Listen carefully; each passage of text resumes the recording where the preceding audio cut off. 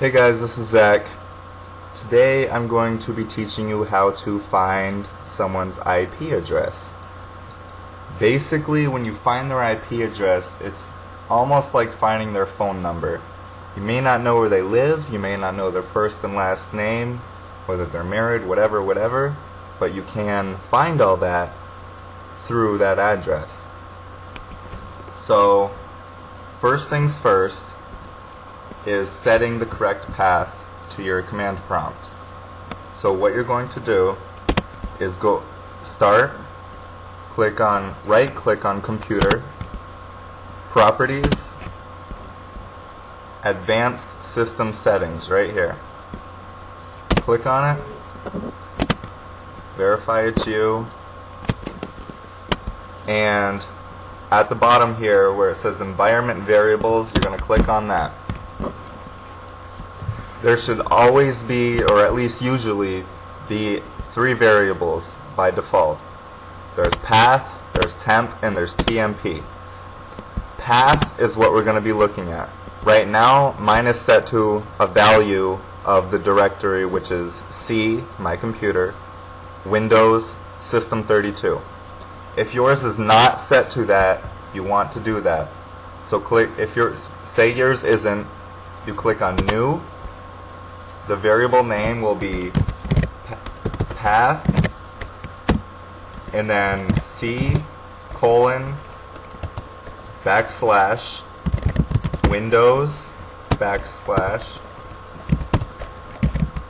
System32, and you click OK. I'm going to click cancel because I already have it. Once that's like that and your path is set, you click OK, OK, and exit out. Now, second step, you go to computer, your C drive, find Windows, click on it, and System32. What you're going to want to find in your System32 is something called netstat, N-E-T-S-T-A-T. Not the .exe.mui, just netstat, plain. It's an application, not a MUI file. Application, that's very important.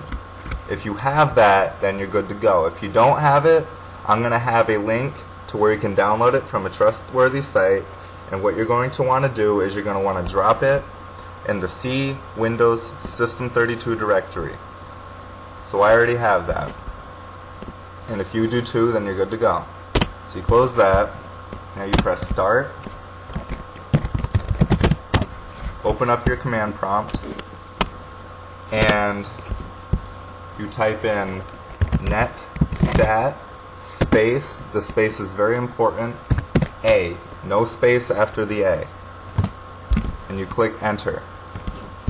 Now what's going to happen is this is going to show you all of your connections, both local and foreign. And I'm only connected to a couple things right now, namely Facebook. So here is, you have a couple options: your proto, your local, your foreign act, and your foreign address. You want to find locals, and here ipaddress.com. It's www.ip-ad1d. They spelled it wrong. I don't know why, or how anyway. But .com. You go there, and it's going to bring you your IP address. What you do is on the bottom there's a red bar with a couple traces, or a couple of choices of what you can do. You want to find IP who is. So you click on that, it's going to bring you to IP who is. You plug in the IP address in question, enter it, and wait for it to load. I have a crappy internet connection, the whole reason I'm switching providers. So it's taking a little while. Alright, there it goes. And once you do that, if the person you're tracking is Basically, if they've done something to go to jail, they've harassed you to the point where it's harassment, or you have proof that they're something like a child molester or a rapist or whatever. That's actually how I figured out how to do this. I ran across a child molester on 4chan.org, the B board, notorious, and I figured out how to find his IP address, and I reported his ass, and he's in jail now. So once you do the who is, it's going to give you a big long table of what you can do to report said person if they're worthy of being reported. Below that is a broad set of information. So right here you have the IP address, the location of the server, Marietta, US. That's Marietta, Georgia. I live in Atlanta. Not very far. It's quite close to where I live, and it's going to be like that for for any IP address you plug in. The ISP, bellsouth.net, which is my internet service provider. That's what ISP stands for.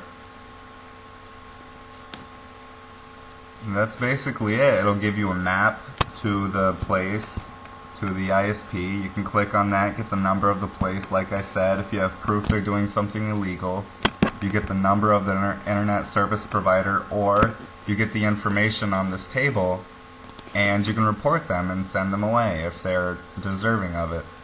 It's really handy, really good to know.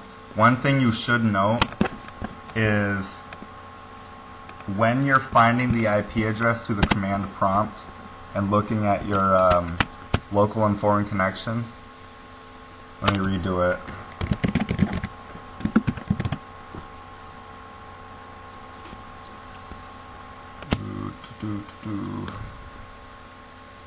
Anyway,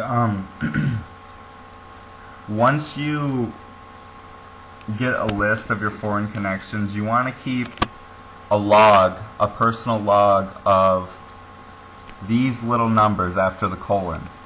These are the default pins of the sites.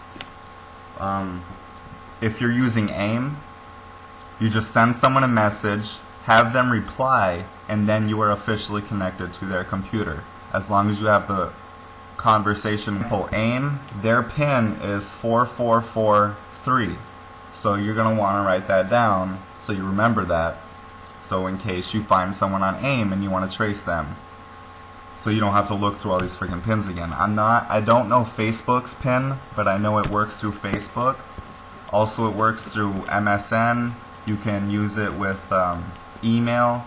That's a different protocol to get the IP through email. It's very easy though. I'll probably upload a video on how to do that. It's very easy. And yeah, once you have their IP address, you have access to everything of that person. Any questions, leave them in the comments, and I'll get back to you. Alright, thank you.